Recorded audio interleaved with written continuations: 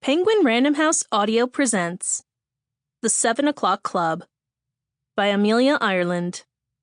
Read for you by Emma Gregory, Clare Corbett, Nikki Patel, and Luke Francis.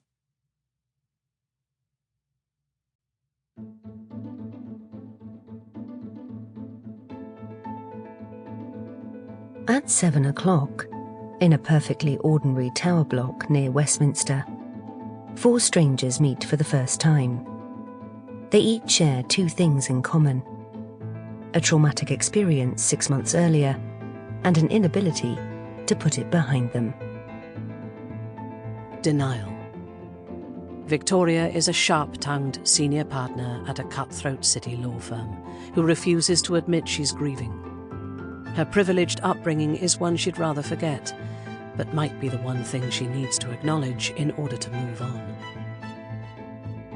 Anger. Callum is a 29-year-old musician struggling to stay on the straight and narrow. Forced to keep out of the public eye by his record label, he rages against the world so he can forget what happened that day. Bargaining. Mischa is an impressionable young woman from an East London council estate who left school to be a full-time carer. Plagued by loneliness and blackouts she can't control, all she wants is something or someone to live for. Depression. Freya is a 32-year-old interior designer who had a picture-perfect home, marriage and career, but can now barely bring herself to leave the house, nor admit the life she had isn't one she necessarily wants back. Acceptance. This isn't a novel about psychotherapy or self-forgiveness, because there is another reason these 4 people have been brought together.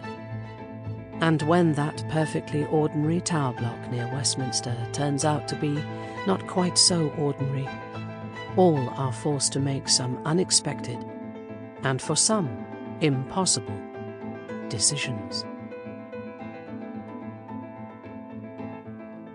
The 7 O'Clock Club is a reminder that life can give you hope, even in the darkest of spaces.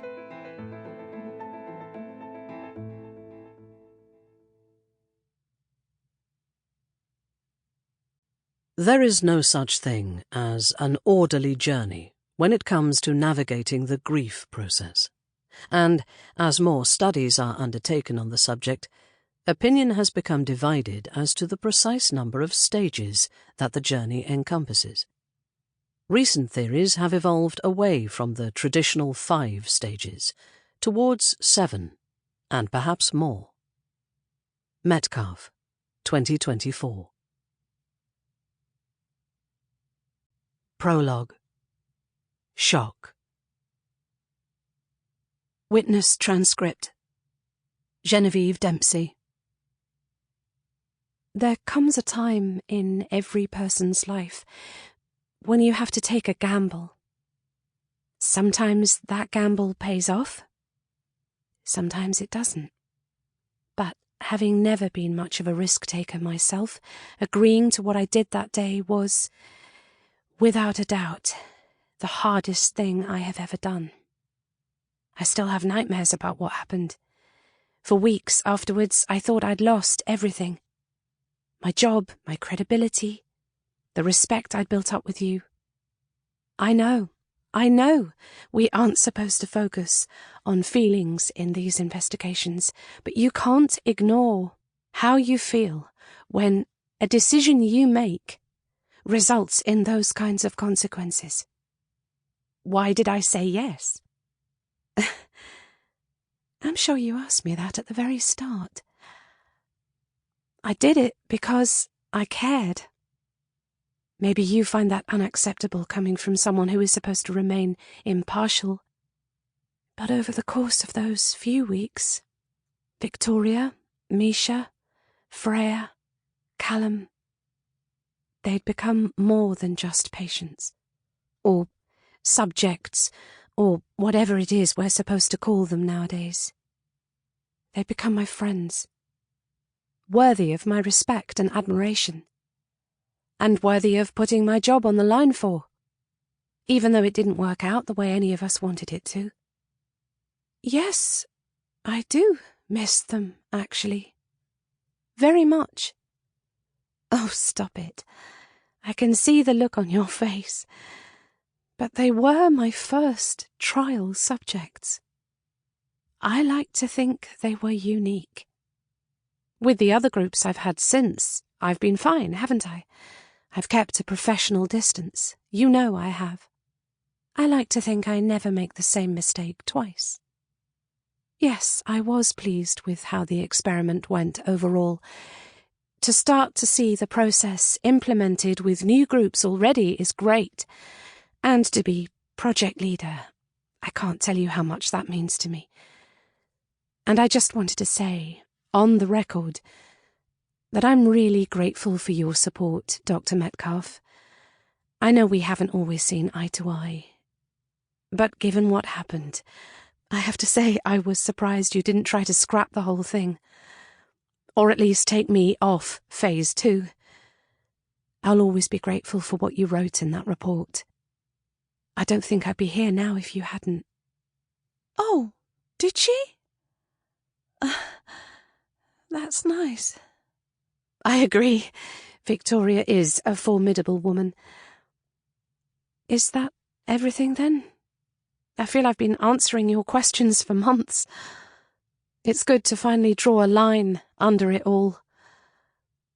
Do I wish I could see them again? Of course. But it's enough that I know where they are. And, more important than that none of them need me anymore. Part 1. Denial. Chapter 1. Freya. It's a funny thing, time. It only really matters when you have a life to lead. I checked my phone. 7 p.m. on Tuesday the 6th of September. A time and date of zero importance, aside from the fact it was the first time in 6 months I had managed to leave the house. Given it was such a momentous occasion, the room in which I now found myself couldn't have been less inviting. Everything about it, from the nondescript ivory walls to the mismatched chairs we were perched on, exuded an obvious, albeit unintentional, sense of neglect. No, neglect was too strong a word. Rather a lack of attention by someone who had more important things to worry about than interior design. How anyone lived day to day in a space like this was beyond me. The woman who had let me in, and whose flat it was, Genevieve, smiled at me. The other two avoided all eye contact. I observed them both as subtly as I could. The one sitting across from me, who Genevieve had introduced as Victoria, looked like she had stepped out of a Hello magazine. Perfect nails, enormous engagement ring, stupidly shiny hair. Roughly 2 decades older than me, but with way better skin. The other woman, Mischa, I think Genevieve said she was called, was far less intimidating, and couldn't have been older than 19. A girl, really. The human equivalent of a baby mouse. Small, innocent, and fully aware that, at any moment, there was every chance she might get swallowed. There was something about that I found oddly reassuring. She looked how I felt. I gave her my best attempt at a smile, something that Genevieve appeared to take as a signal to begin. Thank you all very much for coming. We're still waiting for one more, but we should probably make a start. Would anyone like a drink before we kick off? We all looked at each other, then shook our heads. It seemed I wasn't the only one who wanted this to be over with as quickly as possible. No? Okay then. Genevieve pulled her dress delicately over her knees, smoothing out the creases in the olive-green chiffon with the tips of her fingers, before moving both hands upwards to tuck a shock of curly auburn hair behind her ears. She seemed young for a psychologist. Mid-20s, maybe? Pretty, but in a nerdy kind of way. I felt for her then. It couldn't have been easy, bringing together a bunch of people with nothing more than a brief email and an even shorter telephone conversation to go on. But then again, it was her choice, wasn't it? To bring us here, I mean. I hoped to God she knew what she was doing. The last thing I needed... Sample complete. Ready to continue?